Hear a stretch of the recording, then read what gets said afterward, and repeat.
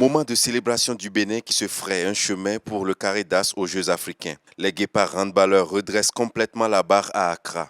Dans un groupe A très indécis et un match d'entame de compétition perdu face à la République démocratique du Congo, les poulains d'Aimé Sebio se sont relancés face au Kenya lors de la deuxième journée de la phase de poule avant de terminer ce premier tour en beauté par une victoire de rang face au pays hôte. Comme face aux mondialistes de la RDC, les guépards lancent les hostilités dans cette rencontre avec l'ouverture du score. 1-0, 2-0, puis 3-1. Le Bénin creuse l'écart que jamais les Black Stars ne combleront jusqu'à la fin du match.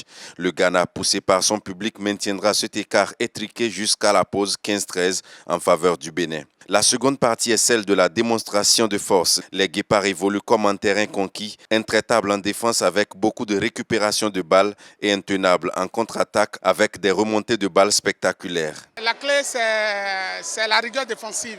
En fait, nous n'avons pas gagné le match en attaque, mais nous avons gagné plutôt le combat défensif. Et c'est sur la base de ce combat que nous avons eu beaucoup de récupération de balles pour aller vite, pour aller le plus vite possible.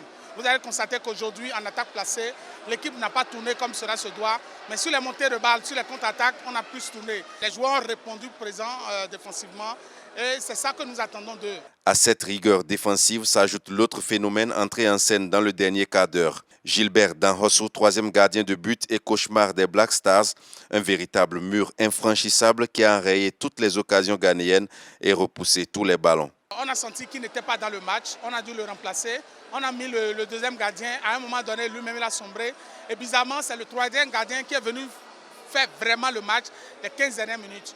Et franchement, c'est de ça qu'il s'agit. Quand je suis sur le banc, et j'ai étudié chaque joueur, chaque manière de tirer de chaque joueur. Et arrivé sur le terrain, c'est ça, j'ai appliqué et ça a payé. Il fait voler en éclats les espoirs ghanéens de revenir au score. Derrière, ses coéquipiers laissent le temps s'égrener dans les attaques placées. Les guépards l'emportent 29-24 et s'offrent une place en demi-finale des 13e Jeux africains. Sur leur chemin, les rois du handball africain, les pharaons d'Égypte. On est là, on va suivre le match. On va voir les tactiques qu'il faut mettre en place pour voir ce qui va se passer en demi-finale.